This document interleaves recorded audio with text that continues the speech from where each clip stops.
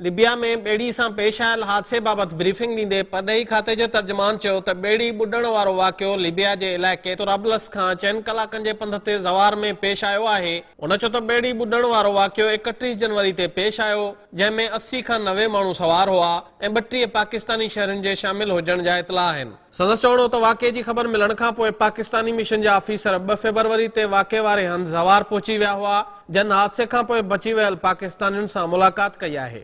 31 जनवरी को पेश आया जी।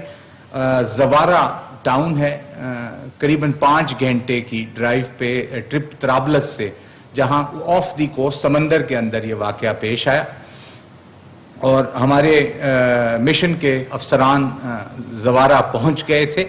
उनको ये वहां से पता चला और बताया गया कि 13 डेड बॉडीज पाकिस्तानियों की आइडेंटिफाई हुई।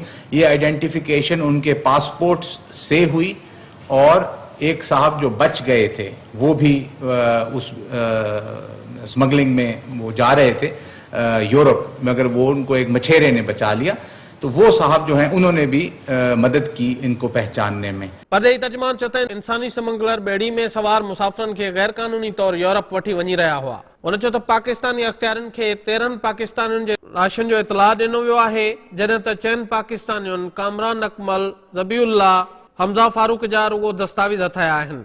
लिबिया में बेड़ी हादसे सबब फौत थियलनि में पाकिस्तानी शहरनि जो हिकु खानदान पिणु शामिल हो, जन मां ज़ाल ऐं मुड़ुस जा लाश मिली विया आहिनि, पर संदन पुट ऐं धीअ जा लाश अञा न मिली सघिया आहिनि। एक फैमिली, एक ही फैमिली थी, वो भी इसी कश्ती में थी और वो चारों ही अपनी जिंदगी खो बैठे।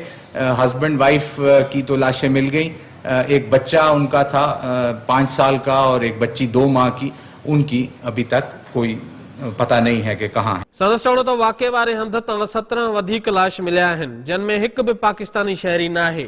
परॾेही तर्जमान चयो त हू बेड़ी हादसे सबब फौत थियलनि जा लाश ॾे वापसि आणण लाइ कदम खणी रहिया आहिनि। इन हवाले सां परॾेही खाते पारां फंड फराहम कया विया आहिनि। लाशुनि जे पहुचण में 7 ॾींहं लॻी सघनि था। हमने वहाँ महफूज कर ली हैं जी जो डेड बॉडीज मिली हैं। हमारा सफारत खाना ये अरेंजमेंट कर रहा है कि उनको जवारा से तराबलस लेकर आ जाएं जल्द अज जल्द, और फिर वहाँ से उन्हें हमारा सफारत खाना ही अरेंज करेगा कि वो पाकिस्तान लाए जा सकें। इस सिलसिले में जो फंड्स हैं वो मुहैया किए जा चुके हैं उनको। उन चयो त अहिड़ा वाक़िया तमामु अफ़सोसनाक आहिनि। मीडिया इंसानी स्मगलिंग खे रोकण लाइ मुहिम हलाए। उन चयो त इंसानी स्मगलिंग जे चकर में माण्हू जान विञाए वेहनि था, कानूनी तरीक़े सां परॾे सफ़र करणु घुर्जे। परॾेही तर्जमान डॉक्टर फैसल चयो त गैर कानूनी तौर यूरोप वञण वारे अमल खे निंदणु घुर्जे।